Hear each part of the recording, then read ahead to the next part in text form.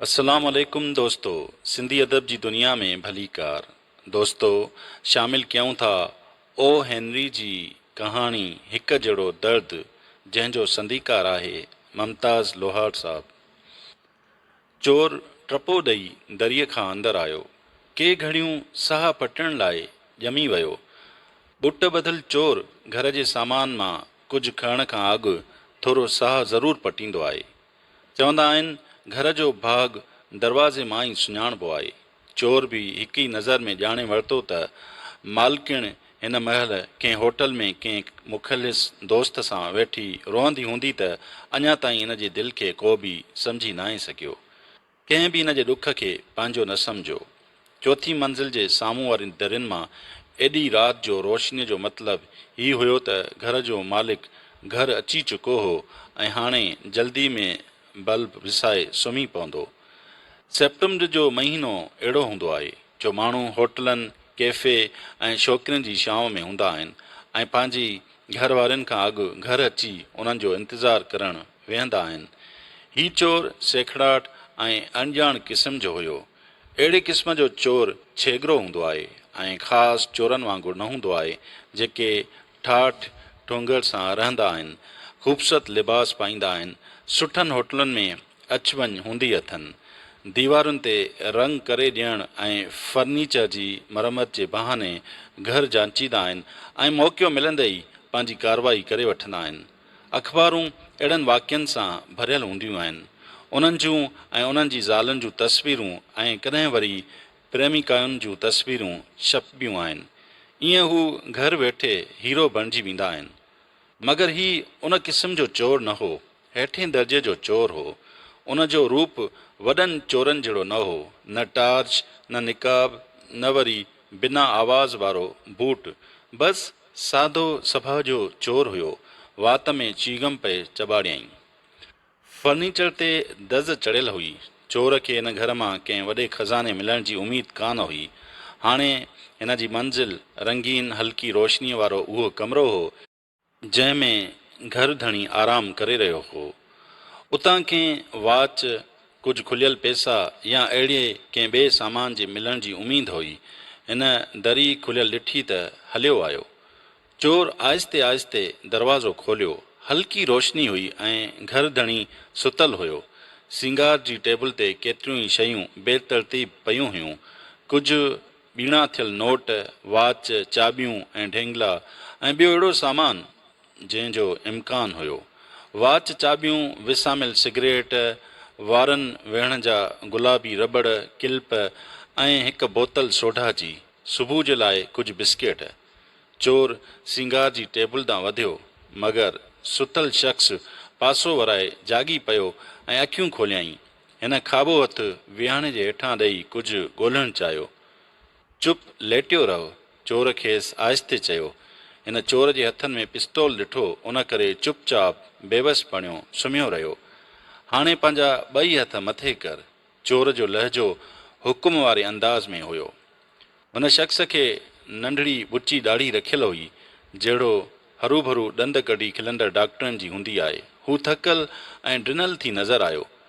ॿियो हथु बि मथे कर, मां ॿिनि ताईं ॻणियां थो। हिकु। हीउ हथु मां नथो खणी सघां, हुन चयो। छो? चोर पुछियसि। कुल्हे वटि हॾनि जो सूरु आहे। सोज बि अथई? पहिरियां सोज थी हुई, हाणे नाहे। चोर कुझु वक़्तु ईअं ई वाइड़नि जीअं बीठो रहियो। पिस्तौल जी नली अञा बि उन माण्हूअ ॾांहुं खॼियल हुअसि। हिन सिंगार टेबल ते रखियल शयुनि ॾांहुं निहारियो। उन खां पोइ उन माण्हूअ जो चहिरो सुकी वियो। मुंहुं ख़राबु न कर, हुन चयुसि। तोखे जेकॾहिं चोरी करणी आहे त भली कर। हीउ मेज़ ते सभु सामान पियो अथई। इत्तेफ़ाक़ सां मूंखे बि इहो साॻियो लानती कुल्हे में सूरु आहे। मां बि उन बीमारी जो पुराणो मरीज़ आहियां। मुंहिंजी बि इन खाॿे कुल्हे में इहो सूरु आहे। मूंखे बि साॻी तकलीफ़ आहे। को ॿियो हुजे हा ऐं तुंहिंजे हिकिड़ी बांह मथे न ॾिसे हा त तोखे गोली वहाए कढे हा। तोखे इहा तकलीफ़ कॾहिं खां आहे? घर धणीअ पुछियसि। 4 सालनि खां हीउ लानती अहिड़ो सूरु आहे जो माण्हू मरियो वञे पर सूरु ख़तमु थियण जो नालो ई न वठे। कॾहिं कारीअ नांग जो तेल इस्तेमालु करे ॾिठो अथई? केतिरा ई सेर अञा बि मणे नांगनि जो तेल मूं इस्तेमालु कयो आहे। अगरि उन्हनि नांगनि खे ॻंढे रस्सी ठाहिजे त 8 भेरा हितां खां चंड ताईं ऐं चंड खां ज़मीन ताईं पहुची वञे। यूनानी टिकियूं बकराती खाई ॾिठी अथई, 5 महीना लाॻीतो। चोर जवाबु ॾिनुसि, को फ़ाइदो न थियो। हा, बाक़ी हबूब कबीर, माजून फ़िलासफ़ी ऐं अतरीफ़ुल जालीनूस इस्तेमालु कया हुअमि। उन्हनि मां कुझु फ़ाइदो पियो हो, मगर घणो फ़ाइदो अफ़राकुल उलूग ख़ुरासानी मां पियो, जेका दवा मां हर वक़्तु खीसे में रखंदो आहियां। तोखे सूर सुबुह जो घणो थींदो आहे या राति जो? घर धणीअ पुछुसि। राति जो, ऐं राति ई मुंहिंजे रोज़गार जी महल हूंदी आहे। चङो, हाणे इहो हथु हेठि करे, हा कर, 2-3 महीना लाॻीतो माइल हलम पी ॾुसि, फ़ाइदो पवंदई। चोर चयुसि, हा, इहो कोन पीतो अथमि। तूं इहो ॿुधाए, हिन बांह में कॾहिं सट बि पई अथई या सदाईं साॻियो सूर थो रहे? घर धणी पुछुसि। हाणे चोर अची घर धणीअ जे भर में वेठो ऐं पिस्तौल पंहिंजे गोॾनि ते रखी छॾियईं। ओचितो कॾहिं सूर जी सट उभिरियो पवे, कॾहिं कॾहिं त ॾाकण बि चढ़ी नथो सघां। बसि हलंदे हलंदे रस्ते में पियो वञे। मां त चवां थो, डॉक्टर वटि उनजो इलाज ई कोन्हे, सभु चोर आहिनि। मुंहिंजो बि इहो ई ख़्यालु आहे।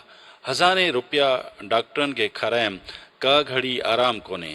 तोखे कुझु त आराम मिलियो? हा, सुबुह जो मिड़ई कुझु फ़रहत हूंदी आहे, मगर जीअं ई सूर जाॻियो त साह मुठ में अचियो वञे। साॻियो हाल मूंसां आहे। चलन झुड़ थिए, थोरी घिम या का बूंद कुल्हे ते अची किरी पवे त बसि जहिड़ो ॾाठ जो सूर। चोर पिस्तौल खयों ऐं तकड़ में खीसे में विधाईं। कुझु तरसी चयईं, चङो, इहो ॿुधाए, फास्फोरस जे तेल सां कॾहिं मालिश कई अथई? तमामु घणी। उनखां सुठो त सरह जो तेल आहे। सही थो चवीं, बिल्कुलु सही थो चवीं। चोर चयुसि, आहे आम ऐं सस्ती शइ, हथ ऐं बांह ते ख़ारिश में त सुठो फ़ाइदो थो ॾिए, पर उनखां वधीक कुझु बि न। असां ॿिन्ही जी हालति उन मामले में हिक जहिड़ी आहे। बसि उन जी त हिक ई दवा आहे। वाह वाह, छा त महल ते यादि आई। शराब जा 2 ढुक जेको कमु था ॾेखारीनि, उहो हिननि तेलनि ऐं माजूननि जे वस में कोन्हे। चङो थी कपिड़ा पाए वठि, ॿाहिरि को मैखानो खुलियल हुजे त 2 ढुक पी अचूं। चोर चयुसि, 1 हफ़्ते खां त इहा हालति आहे जो कपिड़ा बि पाण पाए नथो सघां। नौकर पराईंदो आहे, उहो हिन महिल सुम्हियो पियो हूंदो।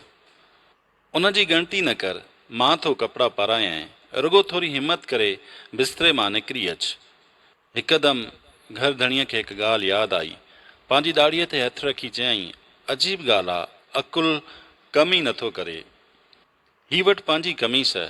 हिकिड़े साहब ॿुधायो हो त वॾी पुल वटि हिकु डॉक्टर वटि हिकु नुस्ख़ो आहे, का मरहम अथसि, 2 हफ़्तनि में सूर अधु ख़तमु थियो वञे। चोर चयुसि। दरवाज़े मां निकिरंदे घर धणी चयो, अड़े, मां पैसा खणण त विसारे वेठुसि, तर्स मेज़ तां खणां।